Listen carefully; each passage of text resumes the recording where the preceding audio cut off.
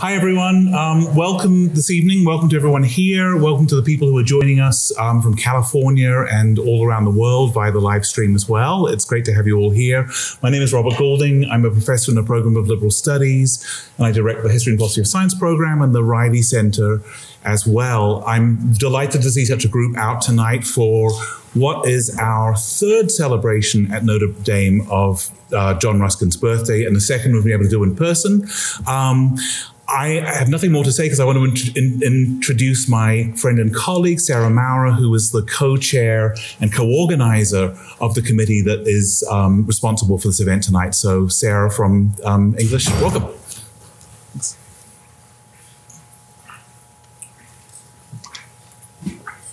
There are a lot of introductions this evening, but I want to be clear that you are participating in what is now an institution. And I like a little bit of mythologizing about institutions, so here's what I'm going to say.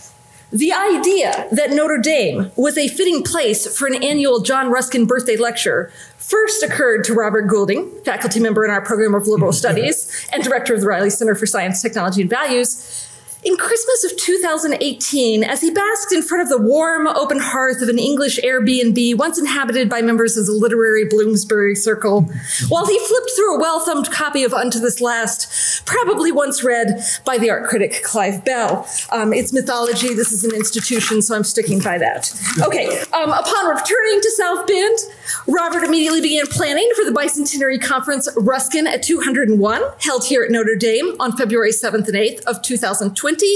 Where the poet, professor, and master of John Ruskin's charitable organization, the Guild of St. George, Clive Wilmer, delivered our inaugural birthday lecture. In fact, a collection of essays from that conference entitled Ruskin After 200 will be out from Palgrave in 2023. So, while the pandemic meant that 2021's birthday lecture was suspended in favor of a group of short written meditations from scholars here and abroad, Robert has remained true to his vision of making Notre Dame a Midwestern center of the Ruskin world, fostering a partnership with the Ruskin Museum and Research Center at Lancaster University, with whom we hope to exchange both scholars and art. We're certainly grateful to Robert for working to make sure that this year's second birthday lecture for Ruskin could happen in the presence of human bodies. We're also deeply grateful to the departments of English and Theology, the program of Liberal Studies, the program of Sustainability Studies, the Initiative for the Environmental Humanities, and most crucially, the Riley Center, for providing the funding that allows us to continue to explore John Ruskin's values of attention to the visual and natural world, deep skepticism of market-based thinking, reverence for beauty, and commitment to the credo that there is no wealth but life. And of course, we also have the labor of Jennifer Newsom Martin to thank for this year's lecture. So it is my special delight to introduce her. Jennifer Newsom Martin is a Catholic systematic theologian with a joint appointment in the program of liberal studies and in the Department of Theology here at Notre Dame. Her first book, Hans Urs von Balthasar and the Critical Appropriation of Russian Religious Thought, engages the religious character of modern philosophical thought, analyzing the submerged presence of modern speculative Russian thinkers on the aesthetic, historical, and eschatological dimensions of Swiss Catholic theologian Hans Urs von Balthasar. It was one of 10 winners internationally of the 2017 Manfred Lautenschläger Award for Theological Promise. She's also the co-editor of An Apocalypse of Love, Essays in Honor of Cyril O'Regan, and the second edition of the forthcoming Blackwell Companion to Catholicism. She serves on the editorial board of Religion and Literature here at Notre Dame and the University of Notre Dame Press, and has been named to the steering committees for the Christian Systematic Theology Unit and the Eastern Orthodox Studies Unit in the American Academy of Religion. Please welcome Professor Martin, who will introduce this evening's speaker.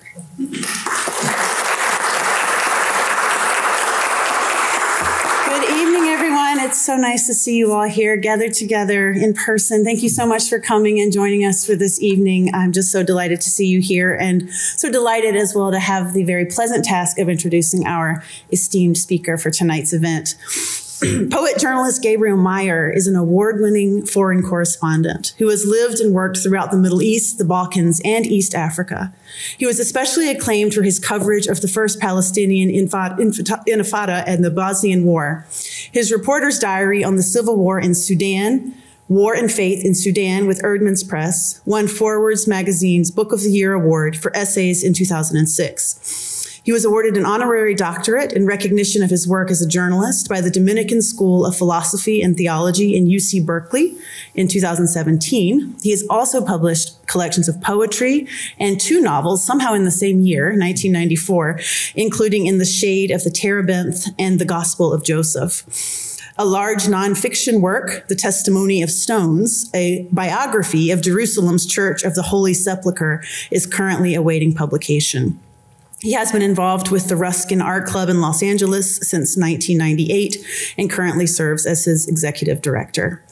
In his talk this evening, Ruskin, Laudato Si, and the Big Ecological Picture, Gabriel will reflect on correspondences between Pope Francis's vision of an integral ecology in his 2015 encyclical Laudato Si, and 19th century proto-environmentalist John Ruskin's radical critique of modernity's approach to the natural world. This lecture will ask with both thinkers whether the environmental challenges we face are not fundamentally crises of the spirit. There are deeper solutions to be found in what Pope Francis calls ecological conversion, and Ruskin, the embrace of a sufficient life. Please join me in welcoming Gabriel Meyer.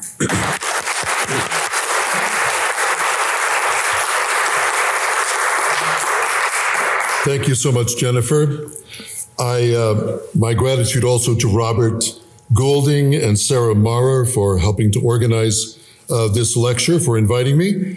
The last time we were able to gather, as Sarah mentioned, for this event, this was in 2020.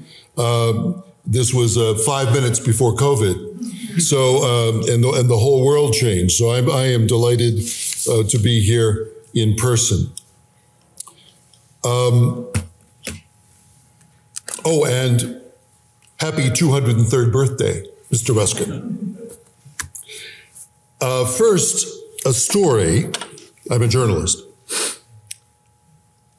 The Nuba Mountains during the Second Sudanese Civil War, which ended more or less, or one might call it ground to a halt, in 2005. I was there as a journalist and later as an advocate in Washington, D.C. for political and diplomatic action to stop the ethnic cleansing campaigns going on in the region. The Nuba I knew were living in what we might characterize as a pre-modern state at the time. No all-weather roads, no electricity, little or no contact with the outside world. They had lived in these semi-arid hills for centuries and had worked out an ecological equilibrium with this hard and difficult terrain. They reverenced old stands of trees, for example. In this rocky landscape, they were precious sources of shade, food in the case of the giant mangoes, and the neem trees in particular had medicinal uses. They buried their esteemed dead beneath these stands, famous Nuba wrestlers on the one hand, whose contests provided a kind of divine arbitration for their disputes. I've often wondered how this would work in Congress. And wise old women, which may point to their matriarchal roots as a culture. The Nuba negotiated their mountains on footpaths marked with the prints of generations of Nuba walkers. The paths, I noticed, having to get around on them myself, always went around the great stands of trees and straddled the family graves, little earthen mounds protected from wild animals with bramble mesh. Outsiders like me and like the catechists sent to the area brought something new to this sandy footscape, the tracks of boots and rubber soles. Fast forward a few years to 2005. One of the provisions of the Comprehensive Peace Agreement between Sudan's North and South involved allowing relief organizations to work in the war-affected areas of the region. Sorry, I have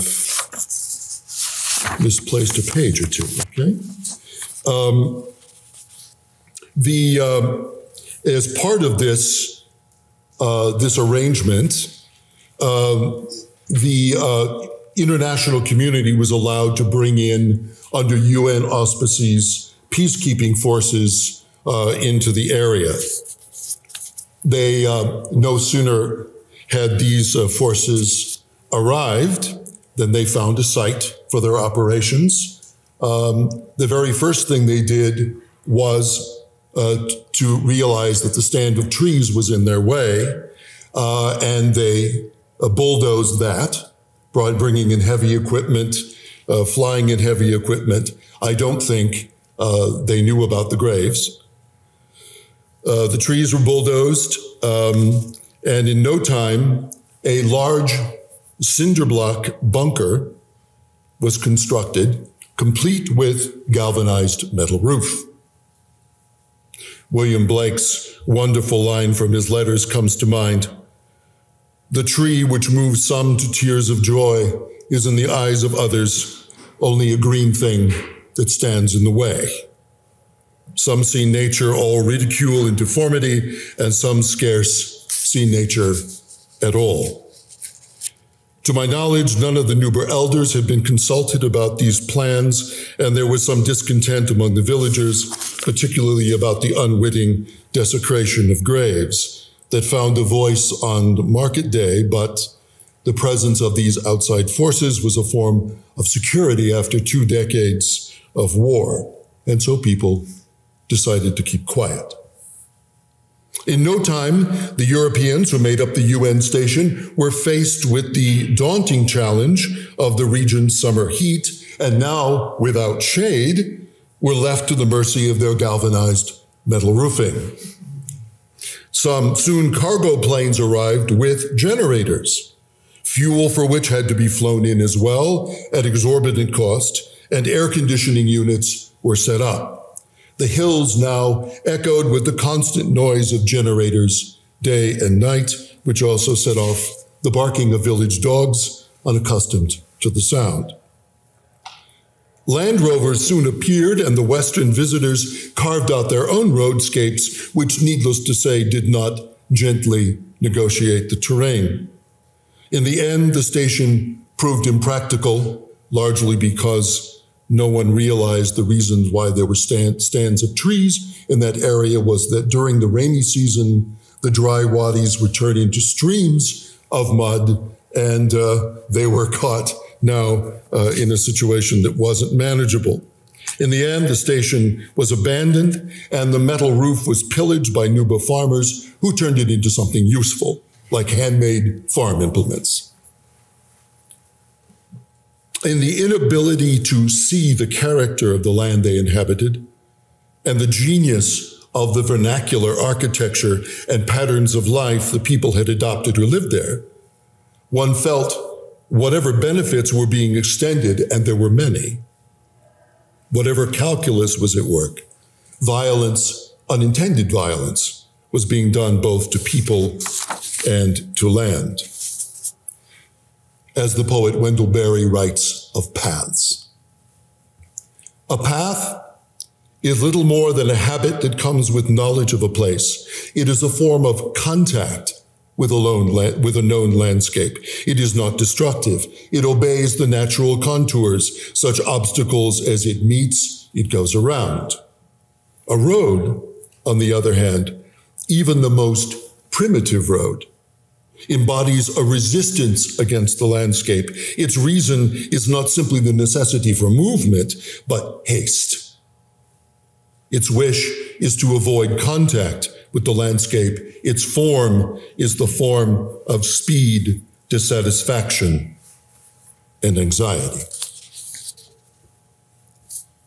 The situation I have described, for all its many cultural and as well as ecological themes, is at the heart about a deeply entrenched mentality. And this is the big picture alluded to in the title. In view of that, what I'm attempting to do in this lecture, with ample help from Pope Francis and John Ruskin, is to lay out some preliminary considerations that hopefully provide some cautionary notes and points of orientation in the ongoing discussion we're all having about climate change and the environment. The crisis we are facing, I suggest, is not simply or even primarily ecological. It has less to do with the natural environment and everything to do with fundamental perspectives, not only philosophical, but spiritual. Our crisis is not a crisis simply of climate or resources, but the way we envision, the way we imagine the world, the way we perceive the natural order of which we are a part. Let me begin with a quote from Pope Francis's 2015 encyclical Laudato Si on the environment. Laudato Si, in its vision of an integral ecology, calls for an epic shift of perspectives, a cultural revolution. Quote, modern anthropocentrism has paradoxically ended up prizing technical thought over reality, since the technological mind sees nature as an insensate order, as a cold body of facts, as a mere given, as an object of utility, as raw matter to be hammered into useful shape. It views the cosmos as a mere space into which objects can be thrown with complete indifference. When human beings fail to find their true place in this world, they misunderstand themselves and end up acting against themselves, end quote.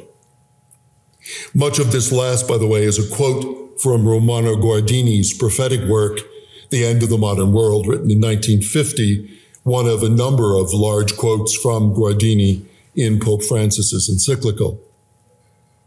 Unless we change the way in which we perceive the world, then we will go on dealing with symptoms, not causes.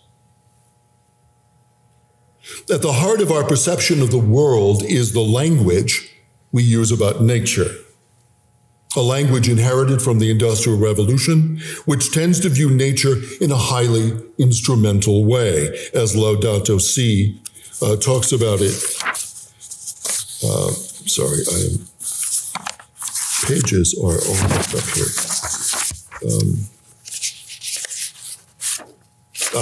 Very good. As Laudato Si describes it, as an object of utility, as raw material, a language now deeply ingrained in our culture, a mental landscape of unexamined assumptions. Paradoxically, such utilitarianism is present even in the assumption of nature lovers, who tend to view wilderness as something expressly designed to refresh the harried spirits of urban dwellers with the tonic of vistas and fresh air, what Wendell Berry calls the concept of the scenic. Among the more extreme statements of this utilitarian attitude, not surprisingly, can be found in materialists such as Thomas Huxley, who describes nature in a delicious quote as, quote, materialized logical process, and the pleasures of the natural world as, quote, superfluities, bits of good which to all appearances are unnecessary as inducements to live, end quote. This is from Huxley's The Struggle for Existence in Human Society of 1888. Ruskin, in addition to being an ardent social critic, was also one of the earliest environmental thinkers, writing during the heyday of mass industrialization in Britain. Ruskin was an early and trenchant critic of this detached, abstract, and instrumental thinking about nature. For example, he writes, when we are told that the leaves of a plant are occupied in decomposing carbonic acid and preparing oxygen for us, we begin to look upon it with some such indifference as upon a gasometer. It has become machine. Some of our sense of its happiness is gone. Its emanation of inherent life is no longer pure. Ruskin's deepest sense was that nature, far from being inert, a resource, was alive, mysterious, always inscrutable, beyond our ability to fathom or control, living energy, not classical order. Hence, of course, his love of Turner. Speaking of living energy, I can't resist quoting a particularly vivid, almost virtuoso passage wherein Ruskin contrasts Turner's depiction of waterfalls with the tame and careless efforts of other modern artists. This is from Modern Painters, Volume 1, Of Water as Painted by Turner. You will find nothing in the waterfalls, even of our best painters, but springing lines of parabolic descent and splashing shapeless foam. And in consequence, though they may make you understand the swiftness of the water, they never let you feel the weight of it. The stream in their hands looks active, not supine, as if it leaped, not as if it fell. It tumbles over a high fall like this, and it is when we have lost the parabolic line and arrived at the catenary, when we have lost the spring of the fall and arrived at the plunge of it, that we really begin to feel its weight and wildness. It is then that it begins to writhe and twist and sweep out, zone after zone, in wilder stretching as it falls, and descend down the rocket-like lance-pointed whizzing shafts at its sides, sounding for the bottom. For Ruskin, nature is wildness, unwearied, unconquerable power, wild, various, fantastic, and one of my favorite, tameless unity.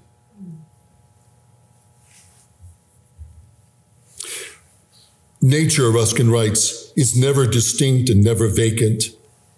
She is always mysterious, but always abundant, abundant beyond the power of the eye to embrace or follow, vast and various beyond the power of the mind to comprehend. Yet there is not one atom in its whole extent and mass which does not suggest more than it represents, nor does it suggest vaguely, but in such a manner as to prove that the conception of each individual inch of that distance is absolutely clear and complete in the master's mind. A separate picture, fully worked out, but yet clearly and fully as the idea is formed, just so much of it is given, and no more, as nature would have allowed us to feel or to see. This is also from Modern Painters of Truth of Space. Writing now, if Modern Painters at the beginning of his career, writing at the end of his life, Ruskin pinpoints an early formative experience that inspired such insights, the seed, in fact, of his first masterpiece, Modern Painters, published in 1843 by the 24-year-old graduate of Oxford. This famous quote is from his unfinished autobiography, Praeterita, in Latin, of olden times. Proust took more than his title of the past recaptured from this autobiography of Ruskin's. Proust said that he is said to have known Praeterita by heart, whatever knowing a 500-page book by heart means. Ruskin, in his early 20s, is at Fontainebleau, traveling with his parents, not in the best of health. When we got to the fountain of fair water, I lay feverishly wakeful through the night and was so heavy and ill in the morning that I could not safely travel and feared some sickness was coming on. However, toward 12 o'clock, I put my sketchbook in my pocket and trotted out, though still in an extremely languid and woe-begotten condition, and getting into a cart road among some young trees where there was nothing to see but the blue sky through thin branches, lay down on the bank by the roadside to see if I could sleep. But I couldn't. And the branches against the blue sky began to interest me, motionless as the branches of a tree of Jesse on a painted window.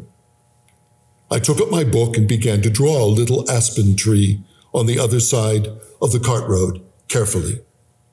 Languidly, but not idly, I began to draw it. And as I drew, the languor passed away. The beautiful lines insisted on being traced without weariness. More and more beautiful they became as each rose out of the rest and took its place in the air. With wonder increasing every instant, I saw that they composed themselves by finer laws than any known of men. At last, the tree was there, and everything that I had thought about trees, nowhere. The woods, which I had only looked on as wilderness, fulfilled, I then saw in their beauty the same laws which guided the clouds, divided the light, and balanced the wave. He hath made everything beautiful in his time, became for me thenceforward the interpretation of the bond between the human mind and all visible things, and I returned along the wood road, feeling that it had led me far. For Ruskin, nature, the real world, will always be greater than art. In a sense, will always elude art, and in its necessary selections, its essential partiality. Art is therefore a confession of insufficiency, a doorway at best to a reality greater than itself. In The Eagle's Nest, published in 1872, Ruskin wrote these famous words: "There is nothing that I tell you with more eager desire that you should believe, nothing with wider ground in my experience for requiring you to believe than this, that you will never love art well till you love what she mirrors better." It is the widest, as clearest experience I have to give you, for the beginning of all my right artwork in life, and it may not be unprofitable to tell you this, depended not on my love of art, but on my love of mountains and sea. Beyond energy and mystery, Ruskin stressed the fundamental interdependence and interrelatedness of the natural world and on human responsibility to the rest of creation, urging us to stand in due relation to other creatures and to inanimate things, to know them all and to love them. For Ruskin, mystery leads to reverence, leads to responsibility. This is the essential tracking of Ruskin's vision. Let him stand in due relation to other creatures and to inanimate things, know them all, and love them as made for him and he for them. For Ruskin, this quest for understanding and identification even extended to the inanimate world. Quoting John Rosenberg's classic Ruskin study, The Darkening Glass, which I recommend to anyone who has not read it. Ruskin, quote, Ruskin believed nature to be alive with symbols and spirits. He saw incredible lessons of Christian humility and cheerfulness in the qualities of grass, and he was pre-Christian when he worshipped the animistic presences he beheld throughout the living inhabitation of the world, the grazing and nesting in it, the spiritual power of the air, the rocks, and the waters, end quote. The term Ruskin employs most often to describe the interrelatedness of all things, and with that, the absence of calculation. The goal of sight and perception is affection. For Ruskin, you have not seen if you do not love. Until you love, you have not seen and you do not understand. This applies not only to his theology of nature, but to his vision of social reform as well, where he talks about affection is his fundamental principle of political economy in the still radical unto this last of 1860, his great essay on political economy. Poet Wendell Berry, in his fine and very Ruskinian essay, Economy and Pleasure, expands on this insight that the goal of our relationship with nature is love. Commenting on Revelations 4:11, which praises God not only for creating all things, but notes that all things were created for his pleasure. Quote, that God created all things for his pleasure and that they continue to exist because they please him is formidable doctrine indeed. As far as possible from both the anthropocentric utilitarianism that some environmentalist critics claim to find in the Bible, and from the grouchy spirituality of many Christians. The passage suggests, however, that our truest and profoundest religious experience may be the simple, unasked pleasure in the existence of other creatures. Applying this approach, as Ruskin himself does, to economics, Berry points out in the same essay that, quote, what the ideal of competition most flagrantly and disastrously excludes is affection. The affections, Don Ruskin said, are, quoting Ruskin, an anomalous force rendering every one of the ordinary political economist's calculations nugatory, while even if he desired to introduce this new element into his estimates, he has no power of dealing with it. For the affections only become true motive power when they ignore every other motive power and the end condition of political economy. Ending Ruskin's quote, Berry goes on, thus, if we are sane, we do not dismiss or abandon our infant children or our aged parents because they are too young or too old to work. For human beings, affection is the ultimate motive because the force that powers us, as Ruskin also said, is not steam, magnetism, or gravitation, but a soul. End quote. Berry goes on to call pleasure affection in action. For Ruskin, it was the human failure to see life and to love life in all its interconnectedness, its wholeness, that for him, absent a fundamental change of course, foretold ruin for both man and nature. Quote, all the diseases of mind leading to fatalist ruin consist primarily from this isolation. They are the concentration of man upon himself. End quote. As Ruskin once sadly remarked to his students in a mood of black disappointment at the end of his 14-year tenure as the first Slade Professor of Fine Art at Oxford in 1884, quote, you were all of you resolving yourselves, and with rapidity, into this kind of British person, consumer of all things consumable, producer of nothing, a god to himself and to all the world, an incarnate calamity. Imagine saying something like that to your students. In that same year, 1884, Ruskin gave one of the last of his public lectures, actually 2 lectures, The Storm Cloud of the 19th Century.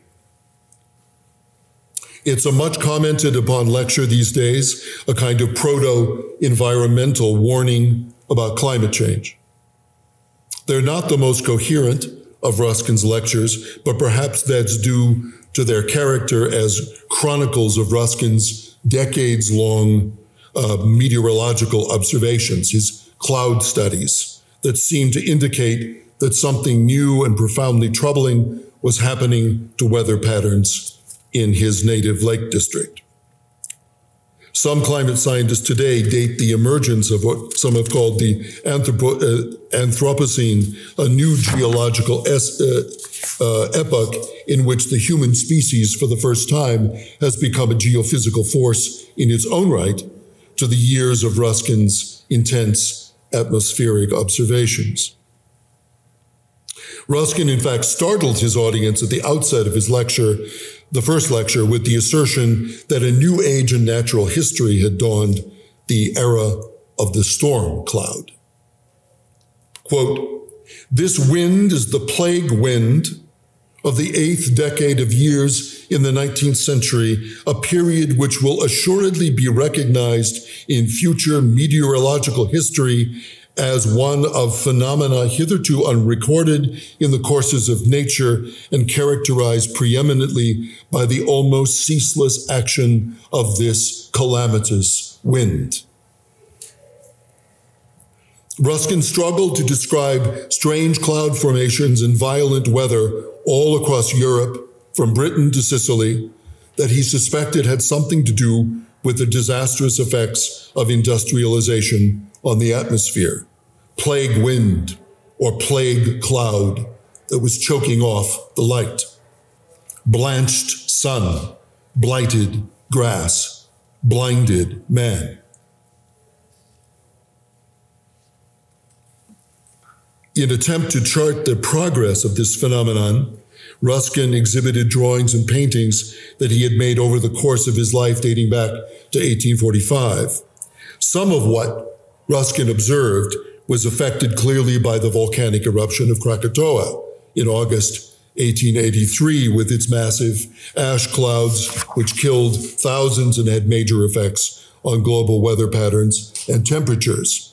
But as early as 1871, long before Krakatoa, in his letters to the working men of England, Fors Clavigera, he had lamented that, quote, "The sky is covered with gray cloud, not rain cloud, but a dry black veil which no ray of sun can pierce. And almost everywhere the leaves of the trees are shaking fitfully as they do before a thunderstorm, not only violently, but enough to show the passing to and fro of a strange, bitter, blighting wind," end quote. In an earlier letter, letter 5, in Fors Clavigera, Ruskin warns that humanity's Promethean powers over the natural world might end in the destruction of humankind itself. Quote, "You can vitiate the air by your manner of life and of death to any extent. You might easily vitiate it so as to bring such a pestilence on the globe as would end all of you. On the other hand," Ruskin admonishes, "there is still time. Your power of purifying the air by dealing properly and swiftly with all substances in corruption, by absolutely forbidding noxious manufactures, and by planting in all soils the trees which cleanse and invigorate earth and atmosphere is literally infinite. You might make every breath you draw food," end quote. While Ruskin's carefully documented meteorological observations were widely dismissed at the time, crazy old Ruskin, by the early 20th century, scientists were connecting the dots and establishing the relationship between industrial pollution and changes in the atmosphere.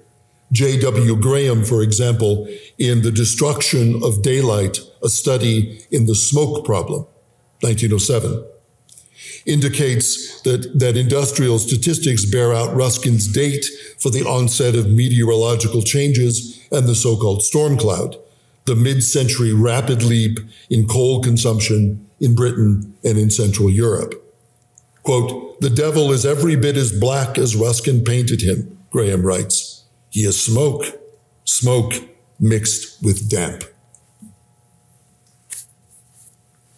Ruskin also saw that the ruin of nature and the attitudes which contribute to it are reflections of the darkened state of modern human consciousness. Quote, "You cannot love the real sun, that is to say physical light and color, rightly, unless you love the spiritual sun, that is to say justice and truth, rightly.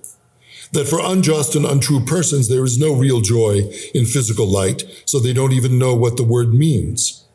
That the entire system of modern life is so corrupted with the ghastliest forms of injustice and untruth, carried to the point of not recognizing themselves as either. For as long as Bill Sykes, Oliver Twist, knows that he is a robber, and Jeremy Diddler that he is a rascal, there is some of heaven's light left for both. But when everybody steals, cheats, and goes to church, How great is that darkness?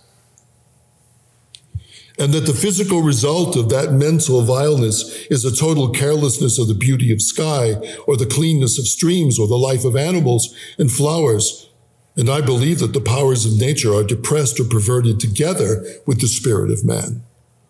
And therefore, that conditions of storm and of physical darkness, such as never were before in Christian times, are developing themselves in connection also with forms of loathsome insanity multiplying through the whole genesis of modern brains, end quote.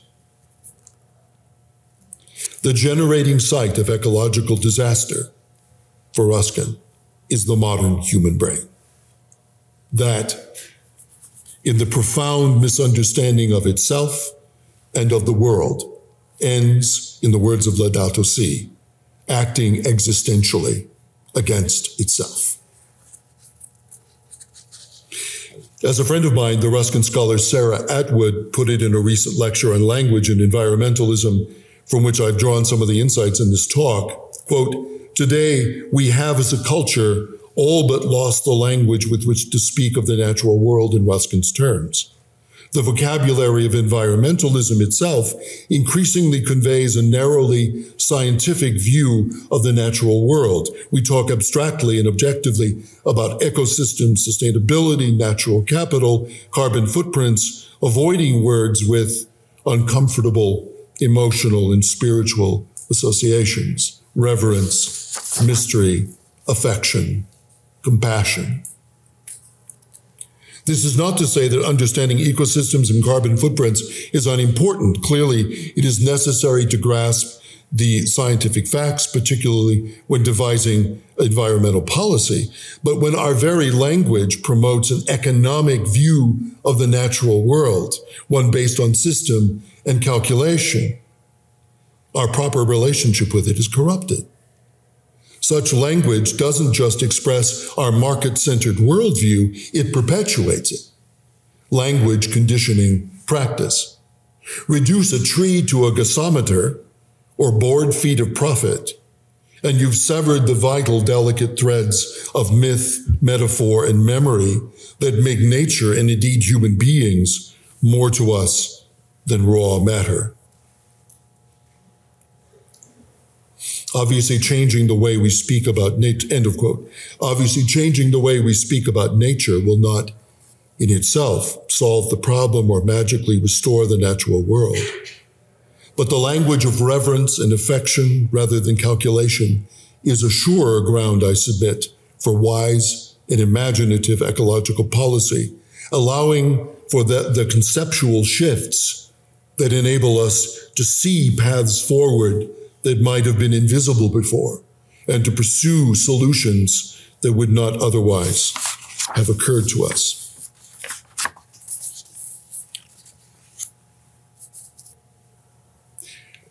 I suggested earlier that the crisis we are facing, in the first case at least, is not ecological, but that beyond language, culture, outlook, and science, it is a crisis of the spirit, and that the ultimate forum for addressing the crisis is to be found in the realm of spirituality. This is developed at some length in Laudato Si, particularly chapter 6, in what Pope Francis calls ecological conversion. In that regard, I'd like to note the important contribution that Eastern Orthodoxy has made and continues to make to our understanding of ecology and the nature of the ecological challenge. I do this in part because Orthodox thought in this field is not as well known as it should be, and that it has had an effect in historical terms on the thought of the last three popes, and in particular on the integral ecology perspectives of Laudato Si, as the encyclical itself acknowledges.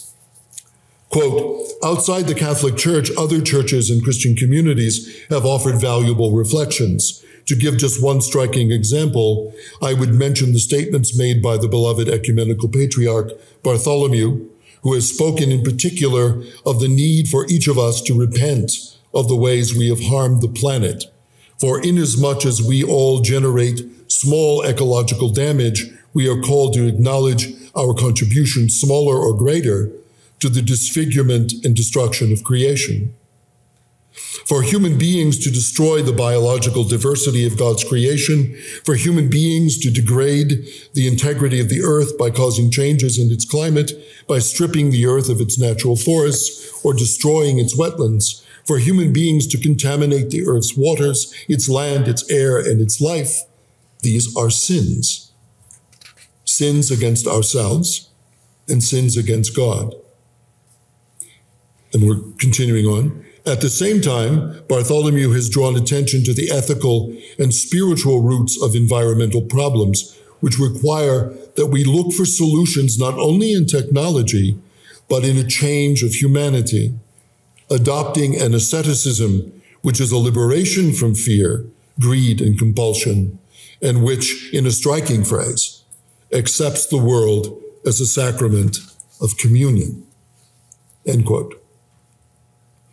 By the way, you can find some helpful material on the ecological work of the Ecumenical Patriarchate on its website, www.patriarchate.org, with several key essays by Bartholomew's theological point man on the environment, the Archdeacon John Chrysavgis. Now, obviously, in this talk, I can attempt only the merest sketch of a few elements in this rich theological vocabulary, a style of thought that contrasts sometimes sharply with the diction of Western theology, much less linear, rooted in imagery and in the language of worship and eschatology.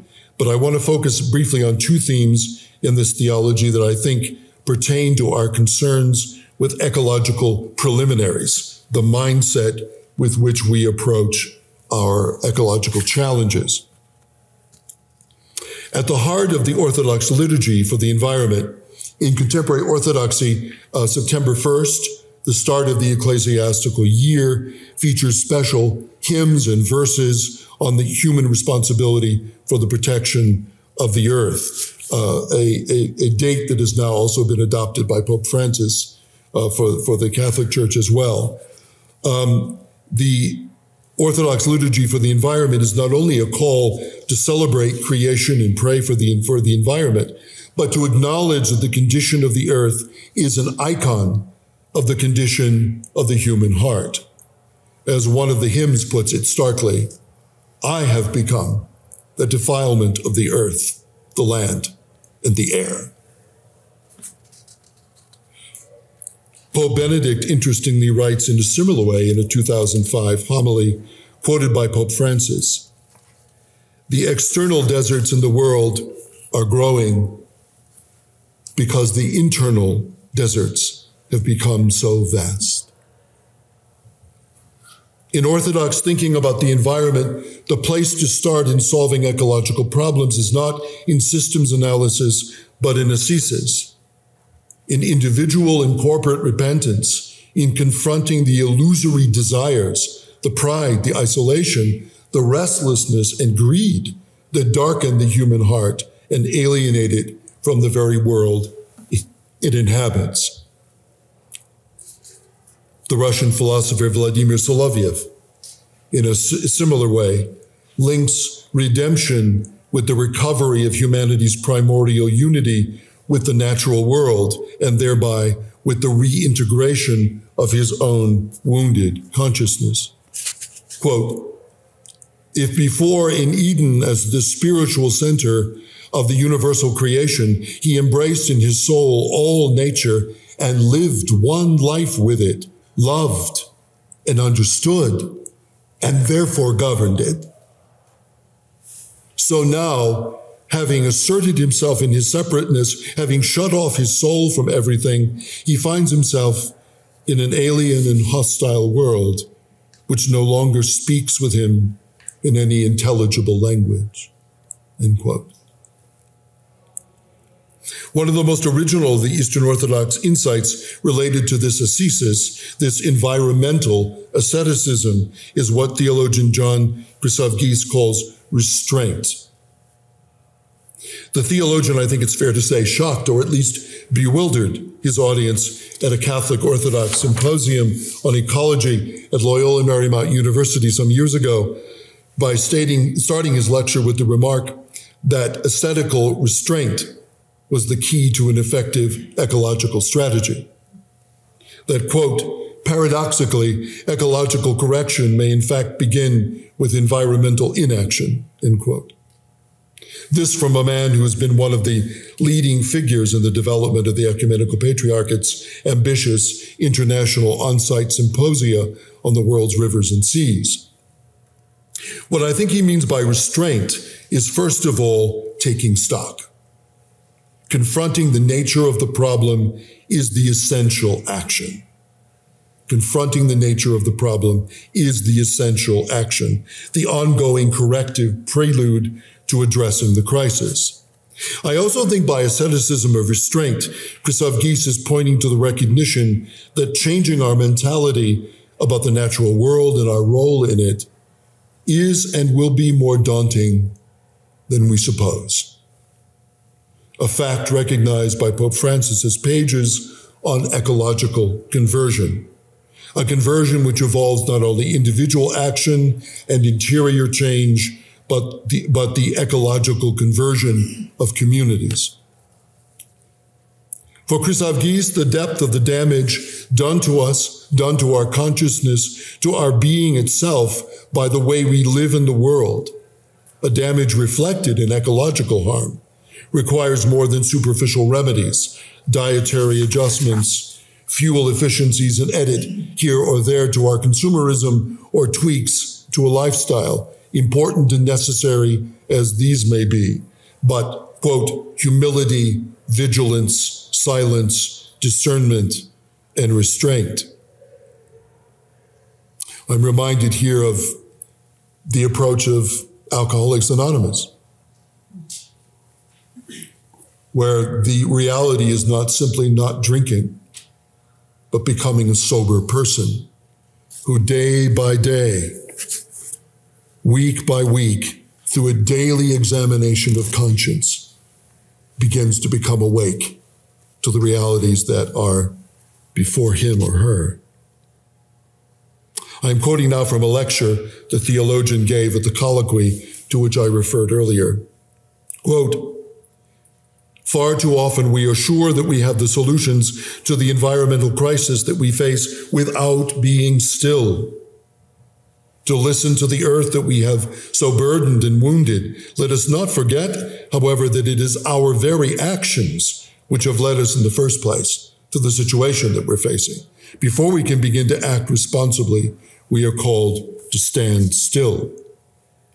And this is the value of ascesis, writes Chryssavgis. For genuine asceticism can lead to the rediscovery of wonder in our relationship with the world. The ascetic is one who is free, uncontrolled by abusive attitudes and habits, by heedless lifestyles that ignore the constraints of nature, characterized by the ability to say no or enough. And I would add, by the radical freedom to choose. Uncoerced by cultural or social expectations, by the machine of consumerist assumptions, or by the fears of being countercultural. I'm not going to go into this in detail now, but there's a marvelous book by a speaker at the 2020 Ruskin Conference by Vicky Albritton and Frederick Albritton Johnson called The Green Victorians, The Simple Life in Ruskin's Lake District, which talks about a number of people who, following Ruskin's inspiration, began to develop the whole notion of the sufficient life, living a life that was mindful, that was restrained, that limited consumerism, that was involved in the disciplines that it would take to operate in one's own world. Well, we can talk about this later, actually, but it's an interesting book about an interesting group of people who, taking these fundamental insights, began to to work in the area of the sufficient life, which has also excited a number of people today. I quoted Romano Guardini at the outset of this lecture and noted the influence his thought has had on the perspectives of Laudato Si. Let me quote again from his essay, The End of the Modern World, on the challenge of asceticism in modern culture. Quote, "The modern era rebelled against asceticism with every fiber of itself because it saw in asceticism the quintessence of all from which it wished to be free. It was this shrinking horror of asceticism which lulled the modern world to sleep, which sapped its strength. Man must learn again to become a true master by conquering and humbling himself. Only the freedom won through self-mastery can address itself with earnestness and gravity to those decisions which will affect all reality," end quote. If we don't approach ecological challenges with a new mindset born of deep reflection and repentance, what Patriarch Bartholomew calls a change of humanity, then, as Laudato Si recognizes, quote, "without a lifestyle and a spirituality that together generate resistance to the assault of the technocratic paradigm, even the best of ecological initiatives can find themselves caught up in the same globalized logic, the logic that created the problem in the first place." This ecological conversion, this ongoing personal and cultural revolution, to use Pope Francis's phrase, brings us back to our original question about the language we use to describe the natural world. As we said earlier, while the language of mystery, reverence, and affection, and the recognition of the interrelatedness of all things removes us in important ways from the language of calculation and the utilitarian view of nature, that recognition, as Eastern Orthodox thought, and as Laudato Si would insist, doesn't go quite far enough. I refer us in closing to Patriarch Bartholomew's striking phrase, quoted by Pope Francis, namely, seeing the world as a sacrament of communion. It is not enough merely to find our proper place in the scheme of things and cultivate a sympathetic relationship with fellow creatures. We are invited to see the natural world in a far, far wider frame, as an arena of revelation, wherein we discover the face of God, and in that discovery, see our own true face and that of our neighbors. In this, as Orthodox theologian Alexander Schmemann writes, we grasp once more the Genesis vision of man as the priest of a Eucharist, offering the world to God, and in this offering, receiving the gift of life. End quote. Far from being its abuser, we are called to be creation's advocate before God, seeking its good and receiving God's life in return, tending it with a care that reflects God's pleasure, thereby grounding ecological action in celebration, prayer, and discernment, and what the patristic writers call the heart with its eyes open. It seems to me that this Eucharistic perspective is the essential ground upon which we might begin to recover our ecological balance, reshape our lifestyle and ideals, and acquire the sobriety, the boldness, the moral imagination and humility to face the challenges that are before us. It has the signal advantage of being an ecological model that we needn't and indeed cannot invent. Created by God's Trinitarian love, it already exists. We already experience it in worship, whereby the natural goods of the earth are transformed into vehicles of revelation and unity, an ecological communion into which we are and have always been invited. In the lovely lines of William Carlos Williams. There is nothing to eat, seek it where you will, but of the body of the Lord. The blessed plants and the sea yield it to the imagination intact. Thank you.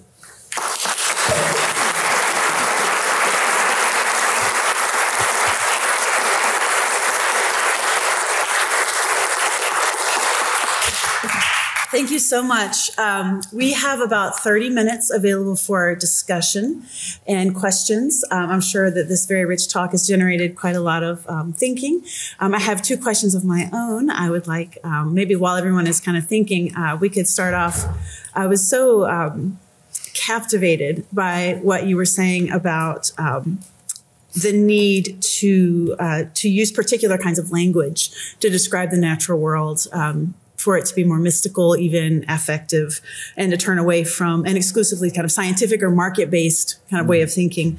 But that all made me think of that really lovely book by McFarlane, Robert McFarlane's 2006 book called Landmarks, which is a glossary of very, very local, very, very regional place names that he's so what he's doing with language, it seems like it's a little bit different. So the turn is less to the mystical and more to words that are in danger of falling out of use. He laments that the Oxford Children's Dictionary has replaced hemlock and daffodil with MP3 and celebrity and blog, things like that. So what he tries to do is he talks about words like the Sussex dialect, schmooze, which is the gap in the base of a hedge made by the regular passage of a small animal, right? So like now that you know the word, maybe this is something that you see. So in a way, this language is more specific. It's less scientific. It's not particularly mystical or affective, but maybe it's the language of the poet, or the historian. I wonder what Ruskin or you would say about this kind of approach to language. What's marvelous about it, of course, is that it's rooted in the land. Yes. Right. And I remember there was a great deal of hue and cry about the idea of changing the name of a street in the Silver Lake area of Los Angeles to something more abstract.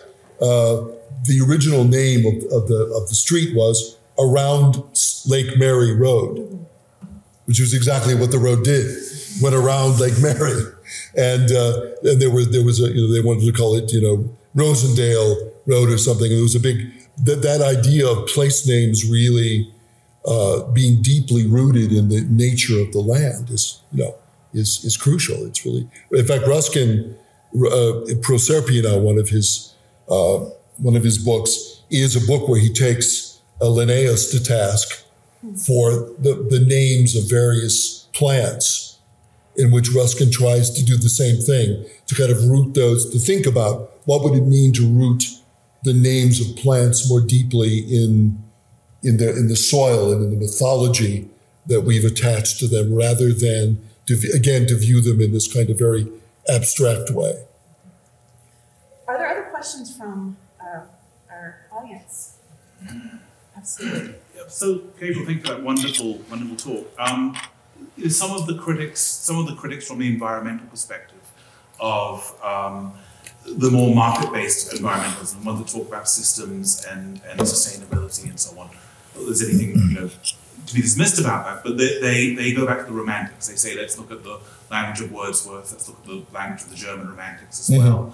It seems to me that perhaps both Ruskin and Pope Francis are steering a course between the Romantics and market-based environmentalism, or perhaps doing something entirely different. So how would you, it must be for Ruskin a consideration in that the alternative to the rapacious capitalism that he's criticizing is Romanticism during his period. How is he kind of pushing back at a romantic view as well as an alternative to the exploitation of nature?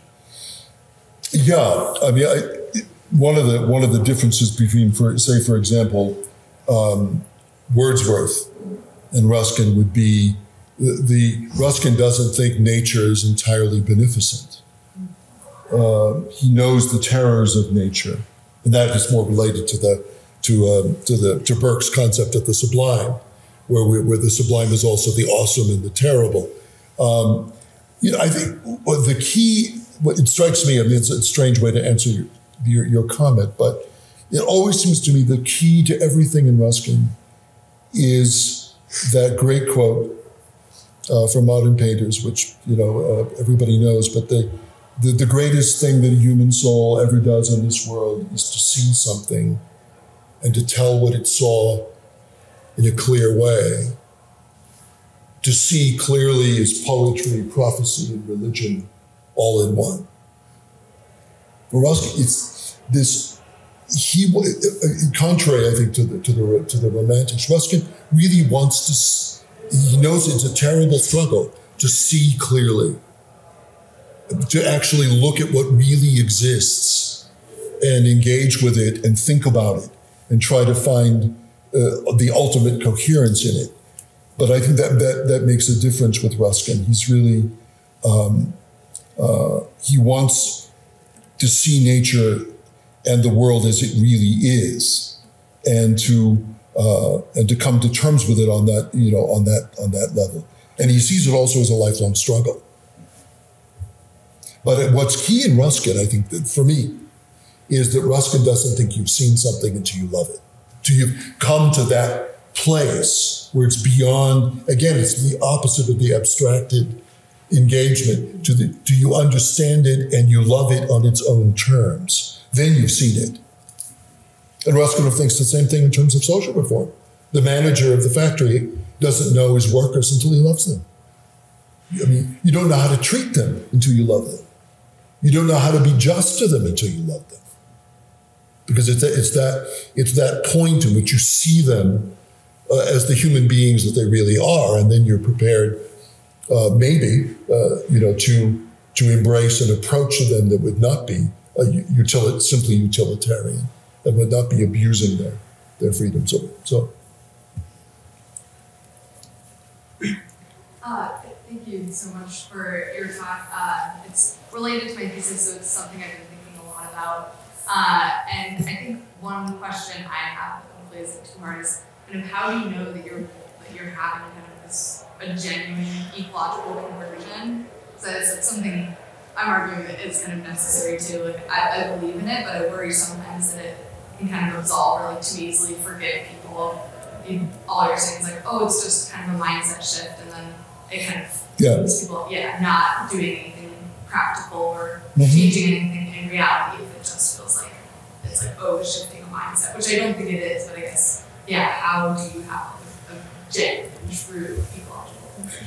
A couple of things. I think the point of the shifting mindset is the first stage. We have to change the way we look at things in order to be able to act. But it also does seem to me that's why I made that parenthetical comment about Alcoholics Anonymous, because I do think conversion, if the problem is as serious as Ruskin and Pope Francis says the problem is, say it is, then it's really going to have to be a daily examination of conscience and an understanding of how significant it will be to make these changes, and that nobody can just give you a list of, do this and you've got your ecological conversion. That it really is a matter of sobriety in the deepest sense, of becoming awake, of this sleep that consumerist society has given us, the sleep of endless acquisitiveness, the sleep of greed, the sleep that, these are all things from the Gospels, of course, as well, the sleep that riches will provide security. All of this is waking up from that slumber and then beginning to make decisions, based on what you're hearing in your own heart, I think. There are things, that's why I mentioned the Green Victorians and recommended it, because it is an interesting study of a group of people who were living in the Lake District, very different people who did very different things, but they were operating out of the inspiration that Ruskin provided, and they were thinking about what would it mean for me to live a sufficient life. You know, this is what, I think I've got a quote here actually. This is, let me see if I've got it here. Whoops. Sorry. I've got it here. Yeah. This is from Modern Painters 5, the last volume of Modern Painters.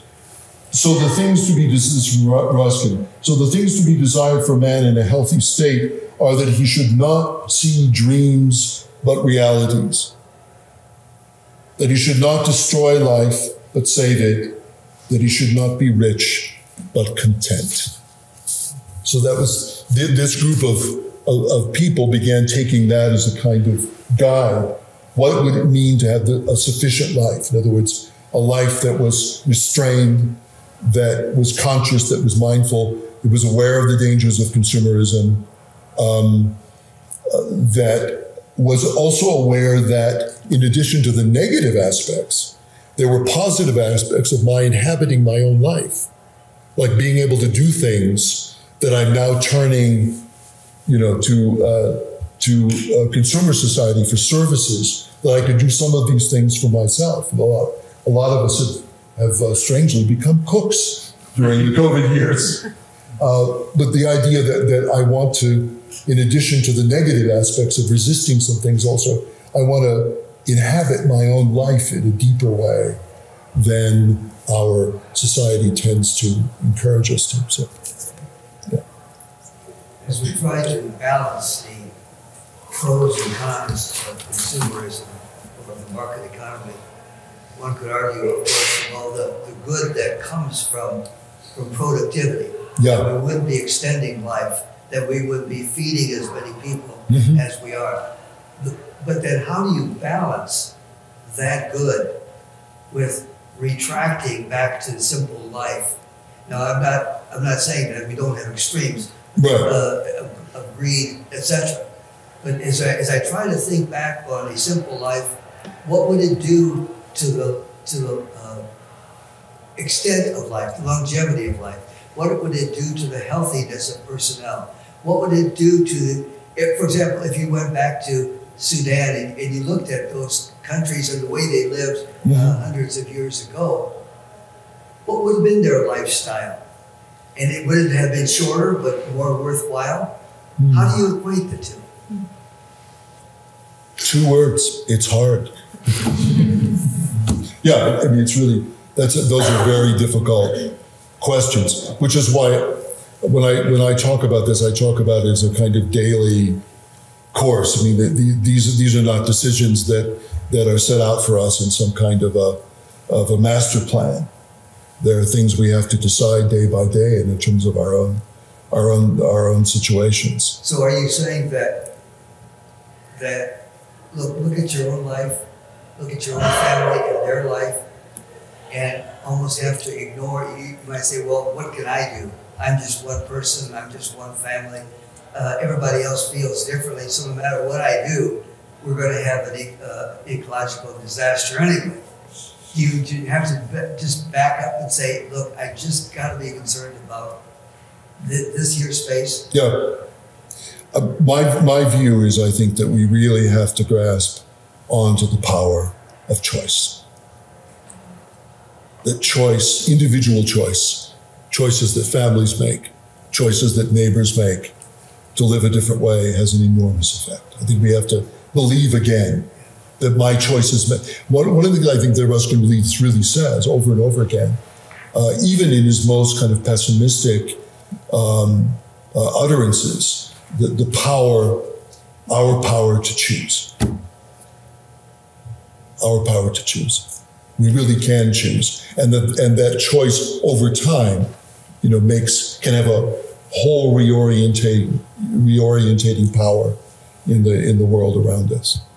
I just add to that, Gabriel. I happened today to teach a PLS class on Plato's Phaedo and the death of Socrates. And at the end of that, his disciples, just before he takes the handbook, says, well, what can we do for your family? What can we do for your kids? And rather than asking them to do anything specific for his extended family, he says, examine yourselves. Yeah. And it kind of breaks through that false dichotomy that there's something we can do outwardly and something we can do inwardly, and it's a kind of a waste of time to address the inward part with, at all. Yeah, or to look at the broader picture and say it's just too complicated. Yeah. No. Yeah. Right. That helped me.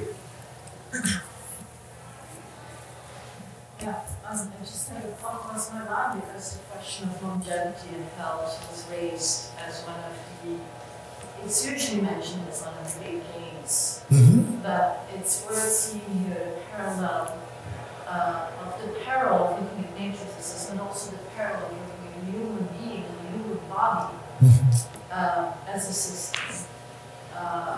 There's a lot going on right now that we really have to change medicine, the way we approach medicine. In fact, the program has this whole program about, the medicine for the person. It's a different way. Think of the overuse of antibiotics, for example. Right. It has really, interestingly enough, we are also coming up against the limits of progress, or it becomes self-defeating in a way that becomes more destructive. Yeah. We can't help people anymore because the paradigm is no longer matching the reality of the person in front of you. Flowchart medicine, for example, is a classic example of that. Right. Yeah. Excellent. That's good. Thank you for really it's a beautiful talk, and it causes me to wonder what you think of the following comment or proposal. I'm not sure if it's a question, but I just want to think it's a question. It seemed to me that by the end of the talk, I was becoming more and more convinced that religion, and maybe even an Orthodox religious viewpoint, Judaism, Christianity, may be essential to pulling off the transition or transformation describing, because one of the earlier questions mentioned the perils of becoming a romanticist, pursuing a non-technological, non-engineering approach to ecological issues. I think that's one danger, but the other way you can fall off the narrow path is into a kind of pantheism, where you can attribute spiritual properties and even divine elements or spirit to inanimate objects, and that's false.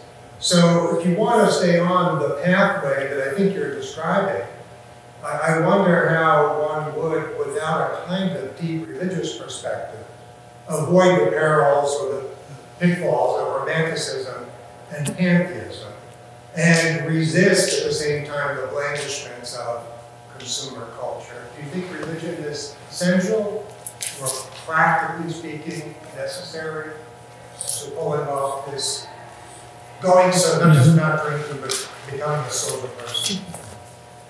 Yeah, I think in the confines of this particular talk, what I'm talking really about are preliminaries.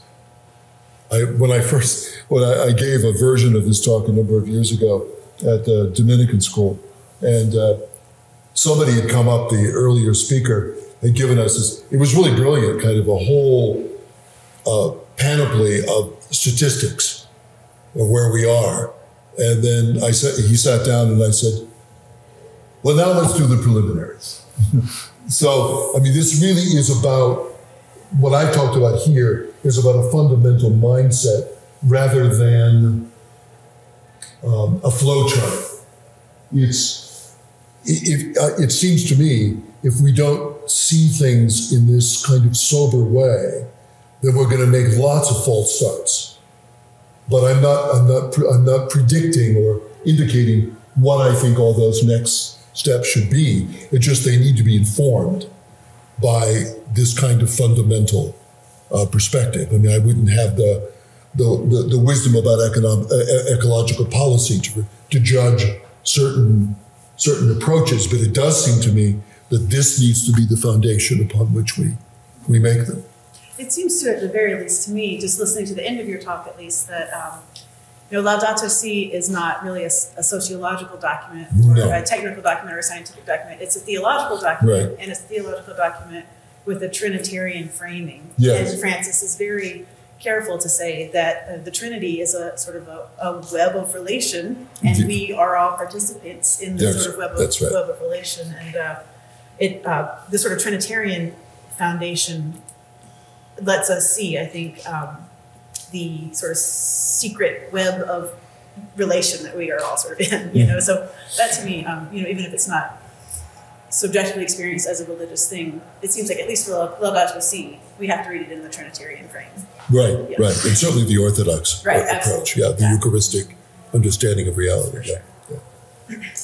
Kate, thank you for a great talk. It's nice to have you here in these places. I just want to follow up a little bit on Jerry's question. You mentioned that Ruskin did not necessarily have a benign view of nature. And I guess, I don't know Ruskin worked that well, but I wonder if you have a sense of whether Ruskin thought that nature was also fallen. Like that, you said that human nature is fallen. Yeah. Is nature fallen? And if so, I guess the question is, if human nature is fallen, then part of what our duty is, in terms of stewardship, is first of all to repent, right? But then the second thing that seemed to me that would follow from the notion of nature as fallen is that nature is improvable. That to some extent we know, well, it's improvable and it can also be damaged, and we obviously understand how it can be damaged. But I guess the question is whether Ruskin would have thought, whether you think whether you think that nature is in some way improvable. Well, this reflects too on what Robert was saying. One of the differences is that with the Romantics about nature, Ruskin isn't worshiping nature. He really does think nature is wounded. He thinks nature wounded. Yeah. Wounded and fallen. Both in terms of violence within nature itself, and also mainly in terms of what humans have done to damage it. No, and in a very Pauline way, I think Ruskin sees that nature is groaning in travail, waiting, for the children of God to get their act together. That he sees that Pauline sense that human redemption and that human change, is going to be necessary for nature to make its own, to nature to heal itself. So Ruskin certainly sees nature as fallen. In that way, he's even different from. I gave a talk just earlier this year on Ruskin and John Muir, and Muir's kind of pantheistic view of nature, and that Ruskin is not having any of it. That nature is a wounded creature, not a. Nature is revelatory in its own way, but it's wounded as we are. It's certainly a fallen nature. What else could you?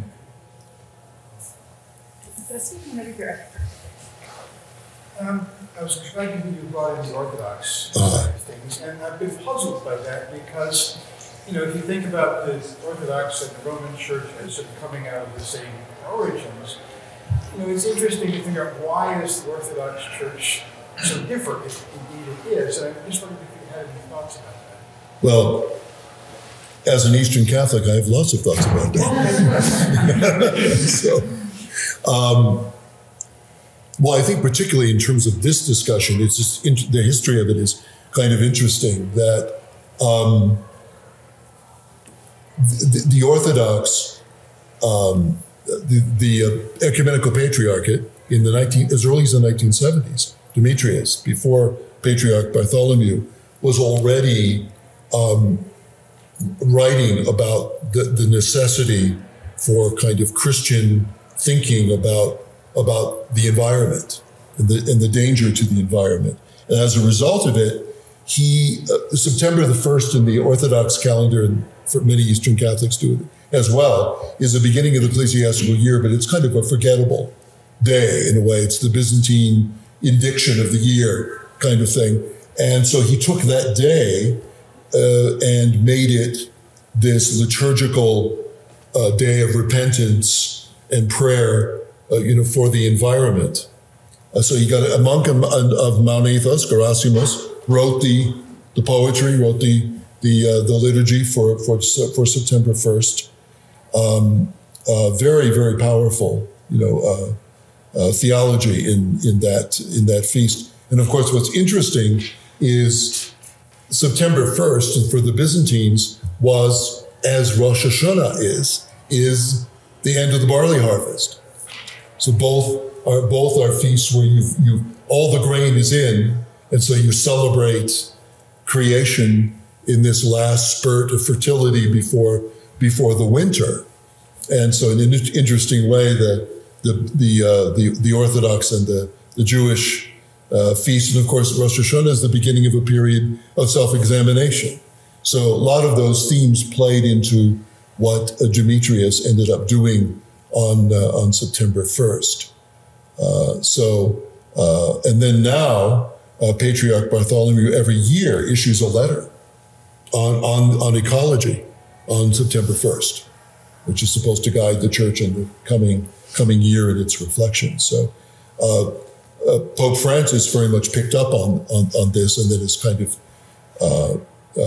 is beginning to move Catholics into celebrating September 1st in this way, and joining this theological reflection on creation and the environment.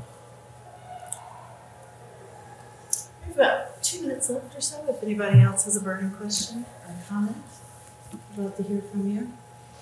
I just just to put this in a larger context, one of the things that a lot of people complain about is that environmental issues have come along to religion sort of as a kind of added on sort of thing. And my underlying part of my question is if there's a response to that, it's got to go back earlier than 1970. Right. So something about the Orthodox tradition, I mean, if there's a sort of genuine part of it, happened earlier on. And it seems to me we just don't know very much about the answer to questions like that, but I think they're very important to investigate. Yeah, that's why one of the reasons I quoted Soloviev was to indicate that this is a long it's been coming a long time in Orthodoxy, this reflection on man's role in the universe, humanity's role in the universe, and then what this says about our response as people of faith to the challenges of the creation. So this has been part of Orthodox philosophy and thinking for a very long time. And the specific connection of ascesis, of change and repentance, human change and repentance, with addressing the situation of the environment. That's in Soloviev. So it's been with us for a long time. And again, Orthodoxy, I think, has a particularly strong approach to the power of ascesis, of the whole ascetical life as being central to Christianity. And so he would immediately want to translate this into something practical that we're doing. Yeah. Did I see one other hand here? Okay, perfect. Thank you so much. In our class before, we actually read a book where he's championing about the wonderfulness of Gothic architecture, and he's talking about how it reflects the builder, and some of these kind of ideas surrounding it are a love of changing nature, but also this disturbed imagination and a savageness and rudeness. So I think it's just interesting that you're talking about how he has his answer to solving these issues, these environmental problems, are in relationship to love and affection. But I'm just curious how we can have a love and affection for something that can potentially be bad. Is he championing a love of sacrifice, of sacrificing safety and consistency for something that could potentially frighten or scare us? Are you thinking particularly in that list from the Stones of Venice? You thinking of that in relationship to Ruskin's idea of affection? You know, I think the major thing about that is Ruskin's celebration of imperfection. I mean, Ruskin sees imperfection, which he sees that in Gothic architecture, and savageness and rudeness and changeableness. He sees that in relationship to life. There's a famous thing in the work of Iron where Ruskin says, "Polished is dead, rust is alive." Yeah, so I mean, for Ruskin, life is imperfect and full of vigor and change and all of that. So Ruskin has enormous affection for all that, and for that reason that he sees nature too moving, changing, and that's what we're a part of. What Ruskin objects to, of course, is this classical notion of static order, which he sees as false to reality itself. And that in trying to find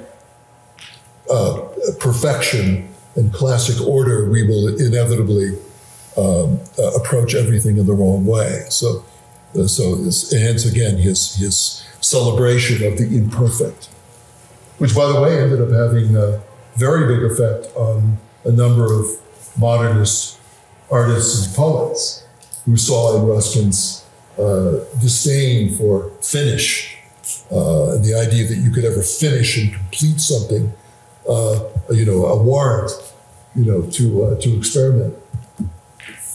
Would you join me in thanking our speaker and stay for some food and drink? Thank you.